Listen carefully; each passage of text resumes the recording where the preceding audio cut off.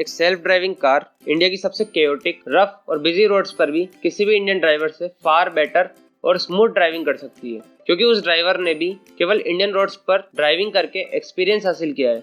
और एक्सपीरियंस कुछ नहीं, बस हमारे ब्रेन द्वारा पैटर्न रिकॉग्निशन और लर्निंग फ्रॉम पास्ट एक्सपीरियंसेस होता है।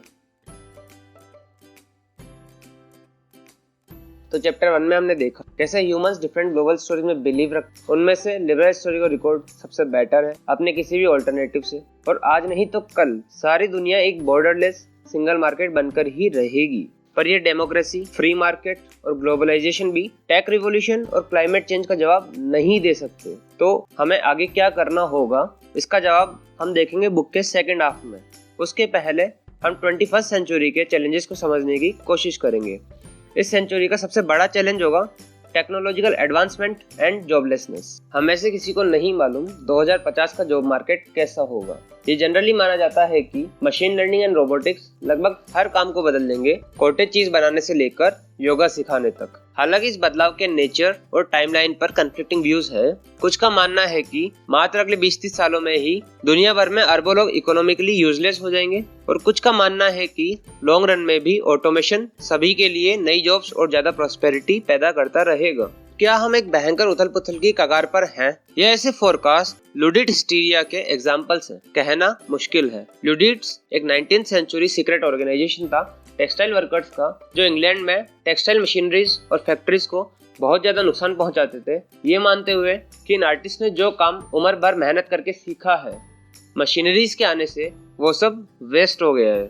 और hysteria, father of medicine, Hippocrates के द्वारा एक कॉइन टर्म है। इसका रफ मतलब ये था कि औरतों का जितना भी फिजिकल और मेंटल पेन है, उनके वंडरिंग वूम की वजह से आता है, और ये पेन रियल नहीं है, बस वो अपने इमोशंस को कंट्रोल नहीं कर पा रही। तो क्या ऐसे फोरकास्ट भी लुडिट हिस्टीरिया के एग्जाम्पल्स हैं? यह है डर कि ऑटोमेशन के आने से मास अनएम्प्लॉयमेंट फैलेगा। 200 साल से चला आ रहा है और अभी तक कुछ भी नहीं बदला है। इंडस्ट्रियल रिवॉल्यूशन की शुरुआत से हर एक जॉब जो मशीन्स के आने से खो गई, उसकी जगह कम से कम एक नई जॉब और बनी है, और सभी लोगों के लाइफ स्टैंडर्ड्स ड्रामेटिकली इंक्रीज हुए हैं।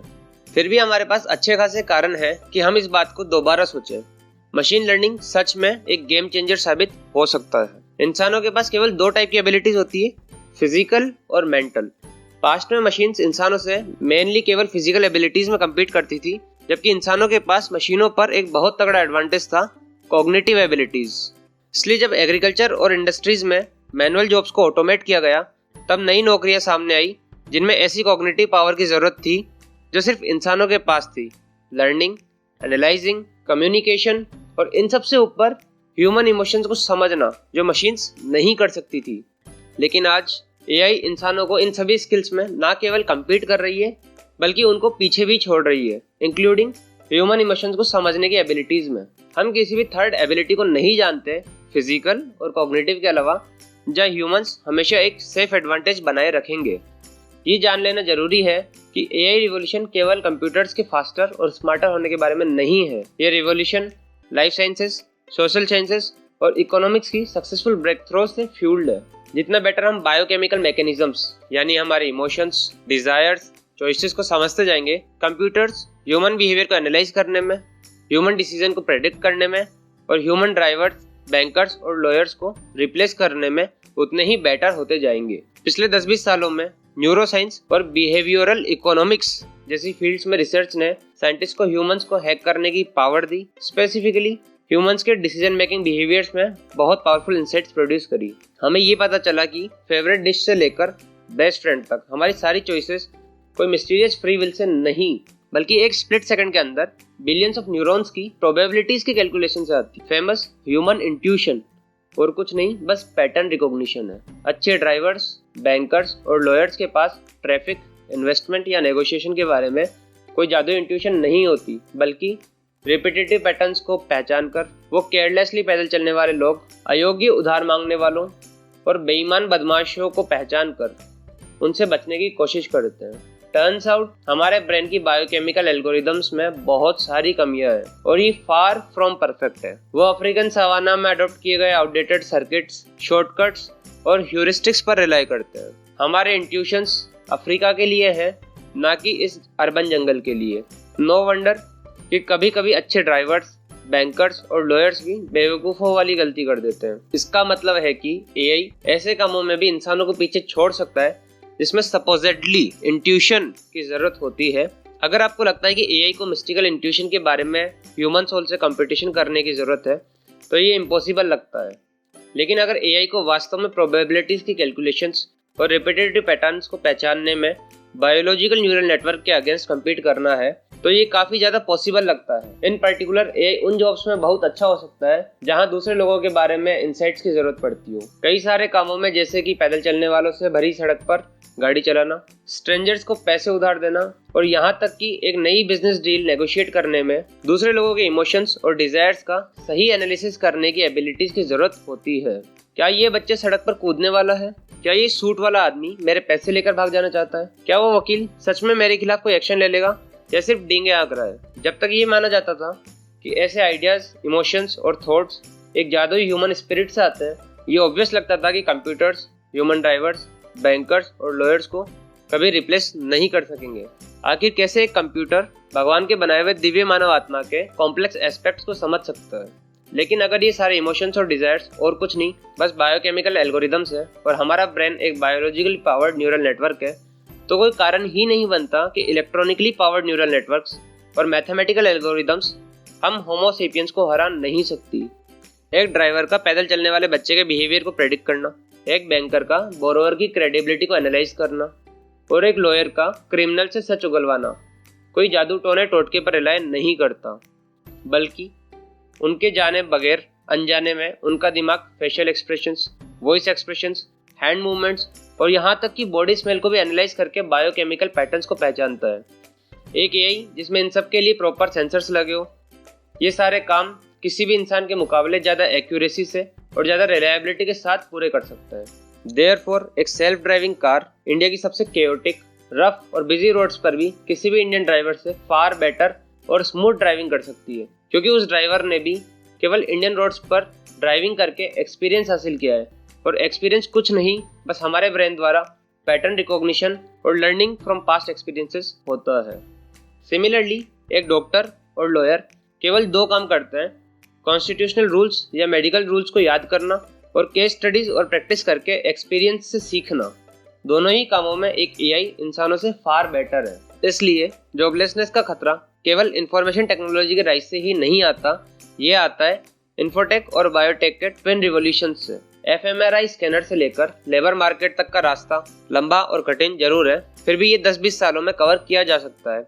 आज जो ब्रेन साइंटिस्ट अमिगडाला और सेरेबेलम के बारे में रिसर्च कर रहे हैं, 2050 में पॉसिबल हो सकता है कि कंप्यूटर्स ह्यूमन साइकाइट्रिस्ट और पर्सनल बॉडीगार्ड्स को रिप्लेस कर दे। हालांकि ये चेंजेस अभी ज़मीनी हकीकत पर बिल्कुल नहीं दिखाई देते, पर एआई की लर्निंग स्पीड एक्सपोनेंशियल है। आज के 1 साल पहले ऑथर को एक्सपोनेंशियल स्पीड लोगों को समझाने में बहुत मुश्किल होती थी, पर आज एक्सपोनेंशियल स्पीड का उनके पास एक एग्जाम्पल है जो सबको समझ आता है, सार्स कोविड-19। एआई न केवल हमें उन स्किल्स में हैक करने के लिए और हमें पीछे छोड़ने के लिए तैयार है जो यूनिकली इंसान को दिया हुआ भगवान का तोहफा मानी जाती थी, इसके पास नॉन ह्यूमन एबिलिटीज का भी एक बहुत ही तगड़ा एडवांटेज है जो एआई और इंसान के डिफरेंस को रिमार्केबली डिफरेंशिएट कर देता है, ना कि सिर्फ कुछ डिग्रीज से। Connectivity and updatability. क्योंकि इंसान इंडिविजुअल होते हैं, उन्हें एक दूसरे से जोड़ना और यह इंश्योर कर लेना कि सभी अपडेटेड है बहुत मुश्किल होता है। इन कॉन्ट्रास्ट कंप्यूटर्स इंडिविजुअल्स नहीं होते और उनको एक ही फ्लेक्सिबल नेटवर्क में इंटीग्रेट करना बहुत आसान है। इसलिए हम जिसका सामना कर रहे हैं वो करोड़ों लोगों का करोड़ों रोबोट से रिप्लेसमेंट नहीं है, बल्कि इंडिविजुअल ह्यूमंस लाइकली एक इंटीग्रेटेड एआई नेटवर्क से रिप्लेस कर दिए जाएंगे। तो जब ऑटोमेशन की बात करी जाती है, ये जरूरी हो जाता है कि हम एक सिंगल ह्यूमन ड्राइवर की एबिलिटीज को एक सेल्फ ड्राइविंग कार से, ह्यूमन डॉक्टर की एबिलिटीज को एआई डॉक्टर से कंपेयर ना करें, बल्कि हमें एक ह्यूमन ऑर्गेनाइजेशन जैसे कि कोई कंपनी या देश की एबिलिटीज को एक इंटीग्रेटेड नेटवर्क की एबिलिटीज से कंपेयर करना चाहिए। फॉर एग्जाम्पल, कई ड्राइवर्स रोज रोज हो रहे ट्रैफिक चेंजेस से अनफेमिलियर रहते हैं और अक्सर नियम तोड़ देते हैं, और फिर क्योंकि दो गाड़ियां दो अलग ड्राइवर्स चला रहे हैं, वो जब किसी सेम जंक्शन पर पहुंच रही होती है, ड्राइवर्स के बीच में मिसकम्युनिकेशन हो सकता है और वो टकरा सकती है। Self driving cars in contrast सब आपस में एक दूसरे से कनेक्टेड होगी। जब ऐसी दो गाड़ियां सेम पॉइंट पर आती है तो वो दो अलग गाड़ियां नहीं होती, वो एक ही सिस्टम के दो पार्ट्स होते हैं। बहुत ही कम चांस है कि वो भी आपस में भिड़ जाए। और अगर ट्रांसपोर्ट मिनिस्ट्री कुछ ट्रैफिक रेगुलेशंस को चेंज करने का डिसाइड करती भी है तो सभी सेल्फ ड्राइविंग व्हीकल्स को उसी मोमेंट पर इजीली अपडेट किया जा सकता है और वो सब नए प्रोग्राम को फॉलो करने लगेंगे। सिमिलरली अगर WHO को किसी नई बीमारी का पता चलता है या किसी लेबोरेटरी ने एक अच्छी दवाई बना ली है तो इन अपडेट्स के बारे में सभी ह्यूमन डॉक्टर्स को बताना लगभग इम्पॉसिबल है।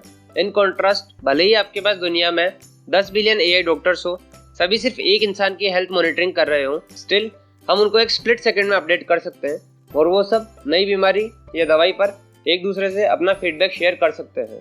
कनेक्टिविटी और अपडेटेबिलिटी के ये पोटेंशियल एडवांटेजेस इतने बड़े हैं कि एटलीस्ट कुछ फील्ड्स में सारे ह्यूमंस को AI से रिप्लेस कर देना ज़्यादा सेंसिबल डिसीजन साबित होगा, इवन दाउ कुछ इंडिविजुअल ह्यूमंस AI से भी बहुत अच्छा काम कर रहे थे। अगर आपको ऐसा प्योर कंटेंट पसंद आता है और ये आपके ब्रेन को बहुत सी चीज़ों पर सोचने को मजबूर कर देता है तो हमारे चैनल को सपोर्ट करें, लाइक, कमेंट एंड सब्सक्राइब। अगर आप ये चाहते हैं कि फेमिनिज्म और बॉडी पॉजिटिविटी जैसे टॉपिक्स से ज़्यादा इंपॉर्टेंट टॉपिक्स पर आज हमारी मेनस्ट्रीम सोसाइटी को डिस्कशन करना चाहिए ताकि वो आने वाले कल के लिए प्रिपेयर हो सके, तो इस वीडियो को सभी important friends and family members को शेयर करें ताकि आप अगली बार एक इंपॉर्टेंट टॉपिक पर अच्छा डिस्कशन कर सके।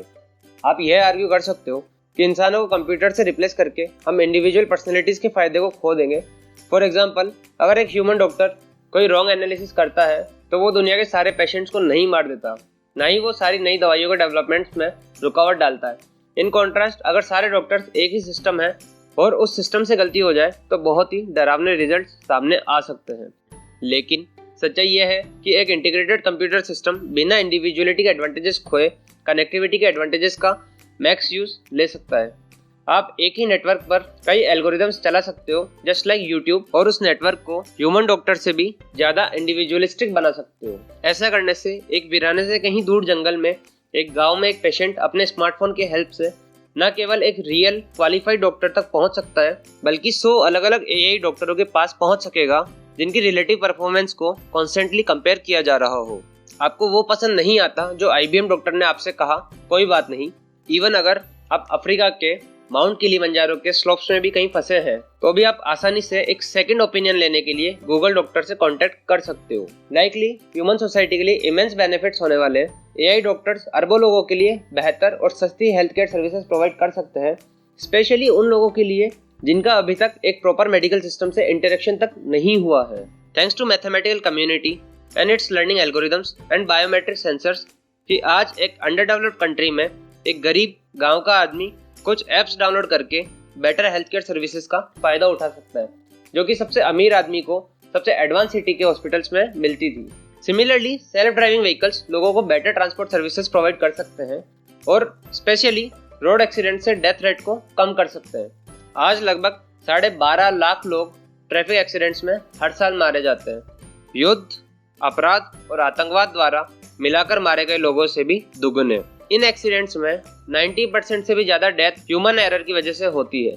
कोई शराब पीकर गाड़ी चलाता है, कोई गाड़ी चलाते समय मैसेजेस चेक करता है, कोई स्टीयरिंग पर सो जाता है और कोई सड़क पर ध्यान देने की बजाय दिन में सपने देख रहा होता है। United states national highway traffic safety administration ने 2012 में एस्टिमेट किया था कि यूएस के 31% जानलेवा एक्सीडेंट्स में कंजम्पशन ऑफ एल्कोहल, 30% में ओवर स्पीडिंग और 21% में डिस्ट्रैक्टेड ड्राइवर्स शामिल थे। सेल्फ ड्राइविंग व्हीकल्स इनमें से कुछ भी नहीं करेंगे। हालांकि वो अपनी खुद की लिमिट से बंधे हैं और हालांकि कुछ एक्सीडेंट्स इनएविटेबल हैं जिन्हें रोका ही नहीं जा सकता। कंप्यूटर्स द्वारा सभी ह्यूमन ड्राइवर्स को रिप्लेस करने से रोड एक्सीडेंट डेथ रेट में लगभग 90% की कमी आने की उम्मीद है। दूसरे शब्दों में सेल्फ ड्राइविंग व्हीकल्स पर स्विच करके हम मिलियंस ऑफ लाइव्स हर साल बचा सकेंगे। इसलिए सिर्फ ह्यूमन जॉब्स को प्रोटेक्ट करने के लिए ट्रांसपोर्टेशन और हेल्थ केयर जैसी इंपॉर्टेंट फील्ड्स में ऑटोमेशन को रोकने की कोशिश करना पागलपन होगा। आखिरकार हमें इंसान बचाने हैं, ना कि नौकरियां। रिडंडेंट ड्राइवर्स और डॉक्टर्स को बस कुछ और काम ढूंढने होंगे। आप इस टॉपिक के बारे में क्या सोचते हो? कमेंट सेक्शन में टाइम स्टैम्प के साथ कमेंट करके जरूर बताएं। मिलते हैं अगले वीडियो में। The Mozart in the machine.